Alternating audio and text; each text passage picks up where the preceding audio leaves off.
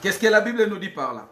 Je lis la parole de Dieu. Nous sommes dans le livre d'Ézéchiel, chapitre 33, le verset 11. La Bible dit ceci. On peut lire, on peut commencer au verset 9. Nous allons descendre jusqu'au 11e verset. Ézéchiel chapitre 33, le verset 9. Jusqu'au 11e verset, la Bible dit ceci. Mais si tu avertis le méchant pour le détourner de sa voie, et qu'il ne se détourne pas, il mourra de son iniquité. Et toi, tu sauveras ton âme. Et toi, fils de l'homme, dis à la maison d'Israël, vous dites nos transgressions et nos péchés sont sur nous. C'est à cause de que nous sommes frappés. Comment pourrions-nous vivre? Ça, c'est la question. Dieu dit ici dans le livre d'Ézéchiel, la Bible nous fait voir que Ézéchiel, Dieu parlait à Ézéchiel, à l'obin à Ézéchiel, allait dire aux enfants d'Israël ou à la maison d'Israël, parle-le de leurs péchés. L'obela bango likolo na mabe na bango. Bible le dit que avertis-le, avertis le méchant pour le détourner de sa voie. Bien-aimé, en tant que les hommes de Dieu, en tant qu'un pasteur, nous avons l'obligation, nous avons le devoir d'avertir les enfants de Dieu. Notre mission en tant que des hommes de Dieu est d'amener ou de ramener les enfants de Dieu dans chemin, dans droit chemin. Notre mission en tant qu'un enfant de Dieu, un serviteur de Dieu, tu es établi comme un sentinelle. La Bible nous dit dans le livre d'Ézéchiel 33, si tu commences au verset 1er, la Bible dit, fils de l'homme, je t'ai établi comme un sentinelle. Un sentinelle a comme mission de garder. Un sentinelle a comme mission de protéger. Un sentinelle a comme mission de veiller. Nous, en tant que les hommes de Dieu, nous avons comme mission de veiller sur la vie des enfants de Dieu. La Bible dit que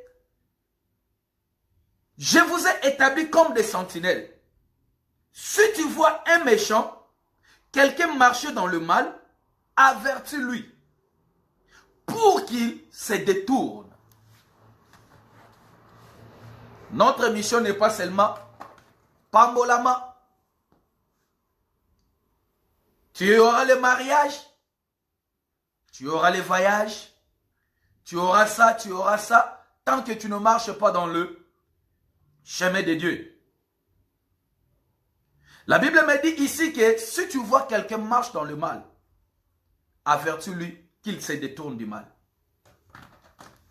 Et toi, fils de l'homme, dis à la maison d'Israël, vous dites, nos transgressions et nos péchés sont sur nous. C'est à cause de que nous sommes frappés, comment pourrions-nous vivre? 11e verset, c'est là où il y a notre message. Dis-leur, je suis vivant, dit le Seigneur. L'Éternel, ce que je désire, ce n'est pas que le méchant meure, mais qu'il change sa conduite. Alléluia. Bien-aimé, je te dis que notre thème est que la volonté de Dieu pour l'homme. Ici, la Bible nous fait voir la volonté de Dieu pour nous, pour l'homme, et que l'homme puisse changer sa voie.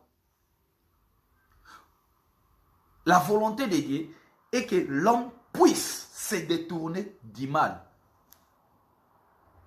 Il y a des choses que la Bible nous dit ici.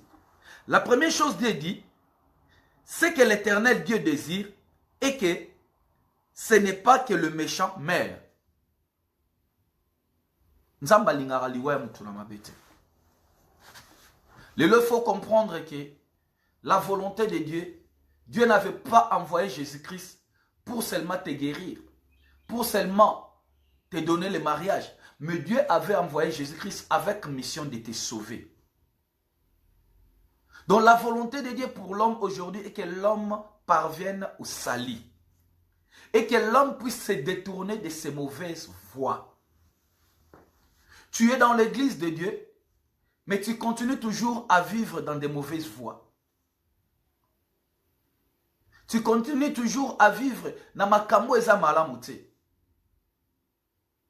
Si peut-être on t'avait dit que la volonté de Dieu pour toi est que tu sois prospère, tu puisses avoir le travail, tu puisses avoir le mariage, laisse-moi te dire, aujourd'hui, moi je suis venu te dire aujourd'hui que la volonté de Dieu, ce que Dieu désire, ce n'est pas que toi tu meurs.